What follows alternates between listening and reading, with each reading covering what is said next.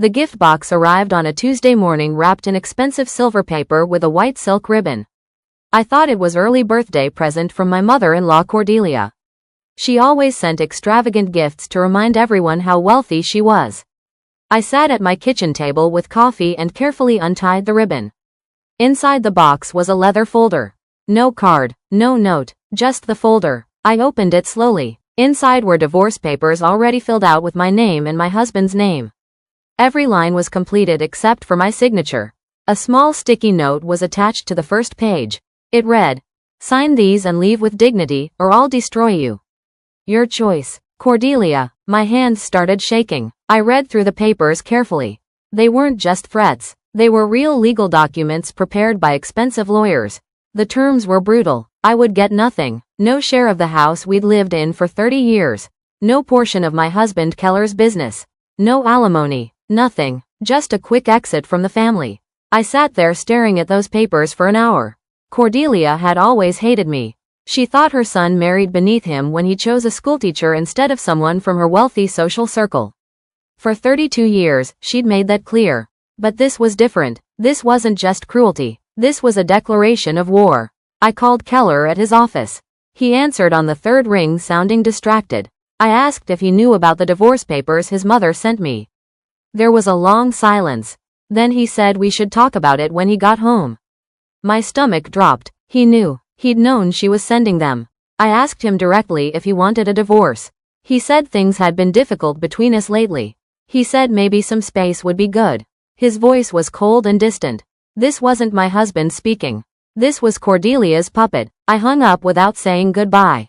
Then I sat in my kitchen and cried for 20 minutes. When the tears stopped, something inside me changed. I dried my eyes and made a phone call to my old college roommate Sable. She'd become a successful divorce attorney in the city. I told her everything. She listened quietly, then asked me to scan and send the papers immediately. I did. 10 minutes later, she called back. Her voice was tight with anger. She said these papers were designed to intimidate me into signing away my legal rights. She said Cordelia was counting on me being too scared or too hurt to fight back. Sable asked one important question. Did I want to fight? I thought about 32 years of Cordelia's insults. 32 years of being treated like I wasn't good enough. I told Sable yes, I wanted to fight. Sable explained my legal rights. After 3 decades of marriage, I was entitled to half of everything. The house, the business, the investments, the retirement accounts. All of it. Cordelia's papers were worthless without my signature. But Sable warned me that Cordelia would escalate. She'd try to turn Keller against me completely. She'd spread rumors. She'd use her money and social connections to make my life difficult. I needed to be prepared for battle. I told Sable I was ready. She said the first step was gathering evidence of our marital assets. I needed bank statements, property deeds, business records. Everything. I spent the rest of that day searching through our home office while Keller was at work. 6. What I found shocked me. Hidden in the back of Keller's filing cabinet were documents showing he'd been transferring money out of our joint accounts for months. Large amounts moved into accounts with only his name. He'd also changed the title on our house without telling me. My name had been removed from the deed 3 weeks ago. They'd been planning this for a long time. This wasn't a sudden decision. This was a calculated strategy to strip me of everything before I even knew what was happening. I photographed every document with my phone. Then I sent everything to Sable. She called me back within an hour.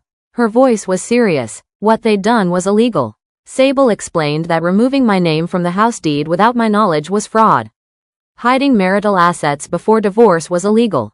We had grounds for a major lawsuit. But she suggested something else. Cordelia's 70th birthday party was scheduled for next month. It would be a massive event at the country club with 200 guests from her social circle.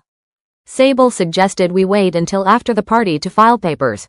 Let Cordelia think she'd won. Let her celebrate. Then we'd strike when she least expected it. The idea felt perfect. I agreed. For the next month, I would play the role of the defeated wife. I would let them think they'd broken me. That evening when Keller came home, I was calm. I told him I'd thought about everything. I said maybe he was right about needing space. His face showed relief. He actually looked grateful that I wasn't fighting. He said he'd stay at his mother's house for a while. He said we could work out details later.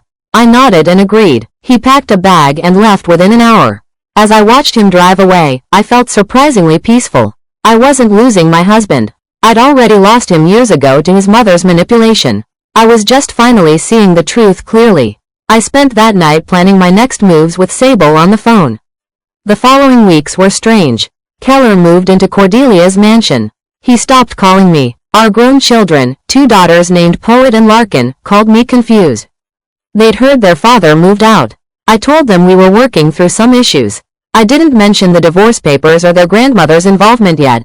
I wanted to protect them from the ugliness. Meanwhile, I continued gathering evidence. I found more hidden accounts, more transferred assets. Keller and Cordelia had been systematically stealing from me for at least 6 months. Every discovery made me angrier, but I kept my emotions controlled. Sable said anger was useful only if channeled into strategy. Cordelia's birthday invitation arrived in my mailbox. Expensive cardstock with gold lettering. Black tie event at Rolling Hills Country Club. I hadn't expected to be invited. Clearly Cordelia wanted me there to witness her triumph. She wanted me to see her surrounded by wealth and power while I had nothing. I RSVP'd that I would attend alone. When Keller heard I was coming, he called me. He said it might be awkward. I told him I wouldn't miss his mother's birthday for anything. He said he hoped we could be civil. I promised I would be on my best behavior. He had no idea what was coming. Neither did Cordelia. I went shopping for a dress. Not at my usual stores. I went to the most expensive boutique in the city and bought a stunning emerald green gown that cost more than I'd ever spent on clothing. I charged it to a credit card that was still in both our names. I also hired a professional makeup artist and hairstylist. If this was going to be my final appearance in Cordelia's world, I would look unforgettable. Sable prepared the legal documents we'd need. She also hired a process server who specialized in high-profile cases. Everything was arranged perfectly. The night before the party, I barely slept. Not from nervousness, from anticipation. The country club was decorated like a palace. Crystal chandeliers, white roses everywhere, champagne fountains. Cordelia had spared no expense. I arrived alone in a car I'd rented for the occasion. When I walked into the ballroom, conversations stopped. People stared. I looked completely different from the quiet schoolteacher they remembered. I looked powerful. Cordelia saw me from across the room. Her face tightened. She hadn't expected me to come looking like this. Keller stood beside her looking uncomfortable in his tuxedo. I walked directly to them and wished Cordelia a happy birthday. My voice was sweet and sincere. She didn't know how to respond. I smiled and walked away to get champagne. I mingled with guests I'd known for years. People who'd always looked down on me because I wasn't from old money. Tonight they seemed uncertain how to treat me. I was gracious and charming. I complimented everyone. I laughed at jokes. I acted like I didn't have a care in the world. I could feel Cordelia watching me from across the room. She was trying to figure out what I was doing. Why wasn't I miserable? Why wasn't I hiding in shame? Her confusion was delicious. At 8 o'clock, the country club manager approached Cordelia and whispered something in her ear. Her face went pale. She looked around the room frantically. Then she saw him. A man in a suit walked directly toward Cordelia carrying a manila envelope. She tried to turn away but he was already beside her. He said her full name clearly. Cordelia Hastings Bridger. She nodded. He handed her the envelope and said she'd been served. Then he walked away. The people around Cordelia went silent. She opened the envelope with shaking hands. Inside were legal documents, a lawsuit for fraud, theft of marital assets, and conspiracy. I was suing her and Keller for everything they'd tried to steal from me. Her face turned red as she read. Then she looked up and found me standing across the room. I raised my champagne glass to her in a silent toast. Cordelia screamed my name across the ballroom. Every guest turned to look. She marched toward me waving the papers. She called me terrible names. She said I was trying to ruin her birthday out of spite. I stayed perfectly calm. I said quietly that she'd tried to ruin my life with fraudulent divorce papers. I said she'd helped my husband steal money and property that legally belonged to me. I said everything I was doing was completely legal. She said I had no proof. I smiled. That's when Sable walked into the ballroom. She'd been waiting outside. She carried a briefcase full of documents. She introduced herself as my attorney and said we had extensive proof of everything. Sable began listing what we'd found. Hidden bank accounts, transferred funds, the fraudulent deed change, all of it documented and photographed. She said we'd already filed criminal complaints with the district attorney's office. She said both Cordelia and Keller could face charges. The room was completely silent now. 200 guests stood frozen, watching this family destroy itself. Keller tried to speak. He said this was all a misunderstanding. Sable cut him off. She said removing a spouse's name from a house deed without consent was fraud. She said hiding marital assets was theft. These weren't misunderstandings. These were crimes. Keller's face went white. He looked at his mother. Cordelia looked terrified. I finally spoke. My voice was clear and strong. I said I'd spent 32 years trying to be good enough for this family. I'd endured insults and disrespect from Cordelia. I'd supported Keller through every challenge. I'd raised our daughters to be kind and honest. And my reward was divorce papers designed to leave me with nothing. I said I was done being quiet. I was done accepting cruelty. I told Cordelia she'd started this war. Now she would face the consequences. Then I turned to Keller. I said if he wanted a divorce, I'd give him one. But it would be on fair terms. He'd give me exactly half of everything. Or I'd see them both in court. Cordelia tried to maintain control. She ordered everyone to leave. She said the party was over. But nobody moved. They all stood there staring at her. This was the most entertainment they'd had in years. Finally, guests started leaving slowly, whispering to each other. I heard fragments of conversations. People saying they'd always known Cordelia was cruel. Others saying they couldn't believe Keller would treat his wife this way. Cordelia's reputation was crumbling in real time. Within 30 minutes, the ballroom was empty except for family. Our daughters Poet and Larkin had arrived during the confrontation. They stood beside me now.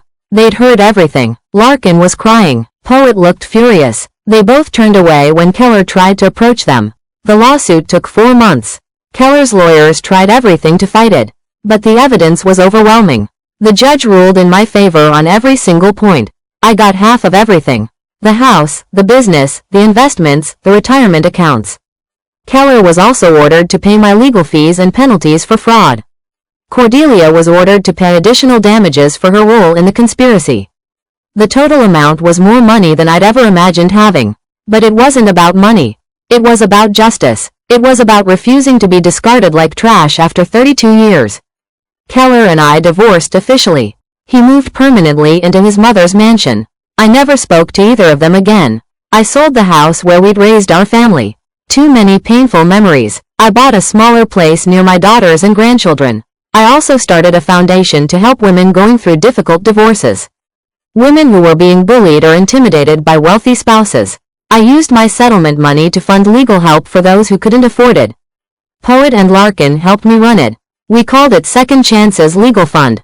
In the first year, we helped 43 women stand up to husbands and families who thought money made them untouchable. Cordelia's attempted destruction of me had actually given me purpose. At 62, I discovered I was stronger than I ever knew. And I was just getting started.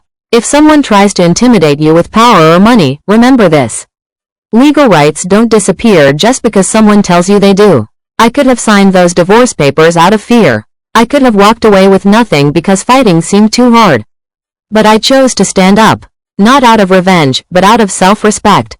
You teach people how to treat you. For 32 years, I'd accepted disrespect because I thought being kind meant being quiet. I was wrong. Sometimes the kindest thing you can do for yourself is fight back. If this story resonated with you, comment below where you're watching from. And remember, it's never too late to choose yourself. Your rights don't disappear because someone says they do. Stand up, fight back. You're stronger than they think. Before you go, I need to know something. What hit you the hardest? The betrayal? The moment everything fell apart? The twist you never saw coming? Drop it in the comments right now. And tell me what you want to see next. Medical fraud? Family secrets? Financial crimes? Hidden identities? Your ideas become our next stories. If this story kept you glued to the screen, hit that like button. If you want more shocking true stories that expose the truth, subscribe and turn on notifications so you never miss what's coming next. Thanks for letting me share this story with you. The next one drops soon, and it's going to shake you even harder. See you there.